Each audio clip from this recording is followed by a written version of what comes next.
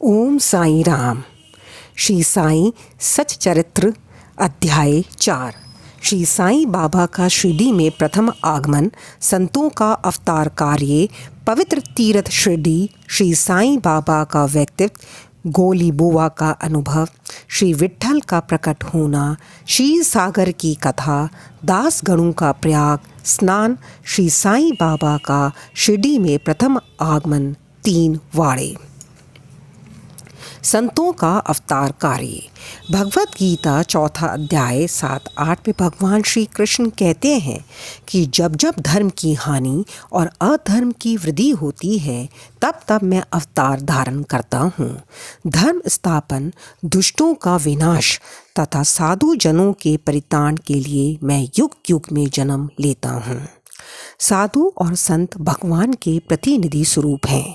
वे उपयुक्त समय पर प्रकट होकर अपनी कार्य प्रणाली द्वारा अपना अवतार कार्य पूर्ण करते हैं। अर्थात जब ब्राह्मण, क्षत्रिय और वैश्य अपने कर्तव्यों से विमुख हो जाते हैं, जब शूद्र उच्च जातियों के अधिकार छीनने लगते हैं, जब धर्म के आचार्यों का अनादर तथा निंदा होने लगती है, जब लोग निषिद्ध भोज्य पदार्थों और मदिरा आदि का सेवन करने लगते हैं, जब धर्म की आड़ में निंदित कार्य होने लगते हैं, जब भिन्न भिन्न धर्मावलंबी परस्पर लड़ने लगते हैं, जब ब्राह्मण संध्याति कर्म छोड़ देते हैं, कर्मठ पुरुषों को धार्मिक कृत्यों में अरुचि उत्पन्न हो जाती है, जब योगी ध्यान आदि कर्म करना छोड़ देते हैं और जब जनसाधारण की ऐसी धारणा हो जाती है कि केवल धन, संतान और स्त्री ही सर्वस्व है तथा इस प्रकार जब लोग सत्य मार्ग से विचलित होकर अधपतन की ओर अग्रसर होने लगते हैं, तब संत प्रकट होकर अपने उपदेशों एवं आचरण के द्वारा धर्म की संस्थापना करते हैं। वे समुद्र के ज्योति स्तंभ की तरह हमारा उचित मार्गदर्शन करते तथा सत्य पथ पर चलने को प्रेरित करते हैं। इसी मार्ग पर अनेकों संत निवृत्तिनाथ, ज्ञानदेव, मुक्ताबाई, नामदेव, गोरा, गुणाई, एकनाथ, तुकाराम, नरहरि, नरसिंह भाई, सज्जन कसाई, सांवता माली और रामदास तथा कई अन्य संत सत्य मार्ग का दिग्दर्शन कराने के लिए हेतु भिन्न भिन्न अवसरों पर प्रकट हुए और इन सब के पश्चात शिरडी में श्री साईं बाबा का अवतार हुआ। जय साईं बाबा। पवित्र तीर्थ शिरडी अहमदनगर जिले में गोदावरी नदी के तट पर बड़े ही भाग्यशाली हैं, जिन पर अनेक संतों ने जन्म धारण किया और अनेकों ने यहाँ आश्रय पाया। ऐसे संतों में श्री ज्ञानेश्वर महाराज प्रमुख थे। शिरडी अहमदनगर जिले के कोपरगांव तालुका में है। गोदावरी नदी पार करने के पश्चात मार्ग सीधा शिरडी को जाता है। 8 मील चलने पर जब आप नीव गांव पहुंचेंगे तो वहां से शिरडी दृष्टिगोचर होने लगती है।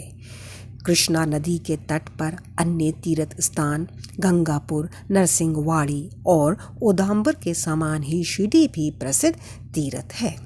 जिस प्रकार दामोजी ने मंगलवेढ़ा को पंढरपुर के समीप, समर्थ रामदास ने सज्जनगढ़ को तथा अवतार श्री नरसिंह सरस्वती वे वाड़ी को पवित्र किया, उसी प्रकार श्री साईं नाथ ने शिरडी में अवतीर्ण होकर उसे पावन बनाया।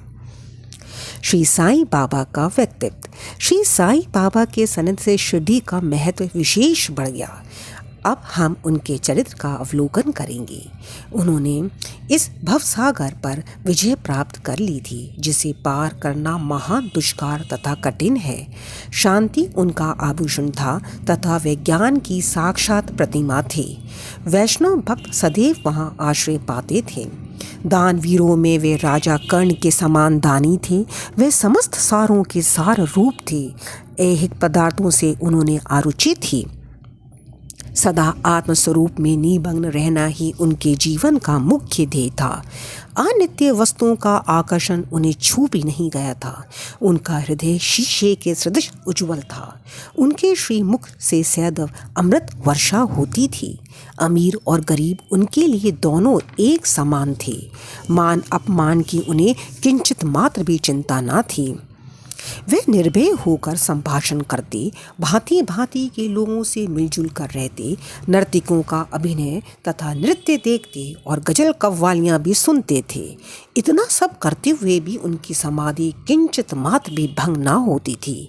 अल्लाह का नाम सदा उनके होठों पर था।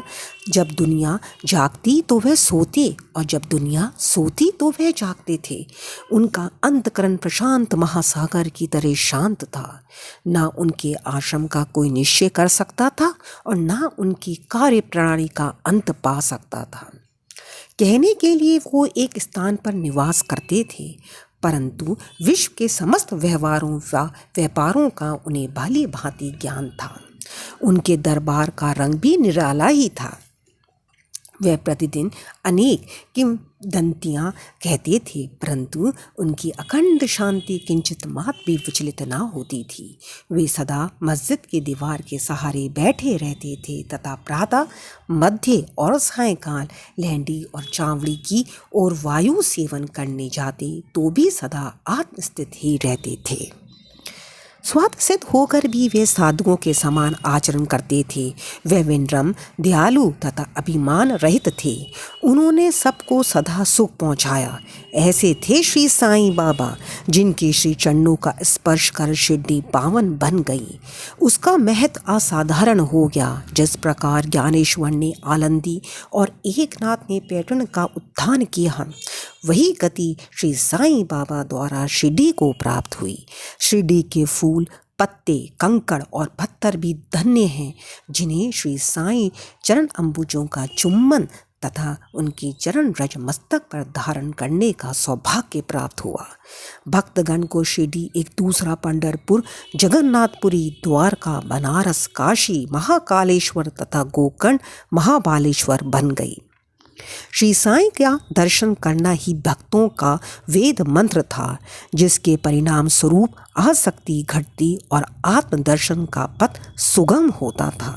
उनका श्री दर्शन ही योग साधन था और उनसे वार्तालाप करने से समस्त पाप नष्ट हो जाते थे।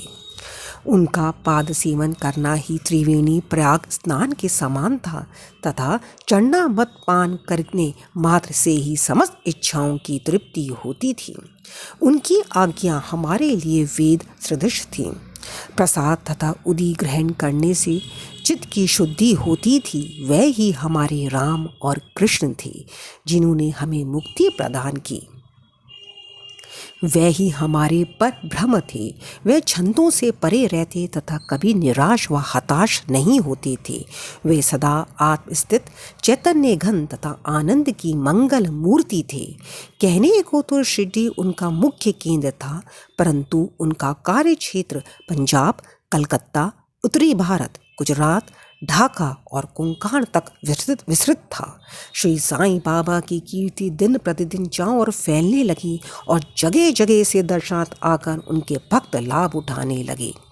केवल दर्शन से ही मनुष्य, चाहे वे शुद्ध अथवा अशुद्ध हृदय के हो, के चित्त को परम शांति मिल जाती थी। उन्हें उसी आनंद का अनुभव होता था जैसे कि पंढरपुर में श्री विट्ठल के दर्शन से होता है। यह कोई अतिशयोक्ति नहीं है। देखिए, एक भक्त ने यही अनुभव पाया है। ओम साईं राम। शेष अगले वीडियो में।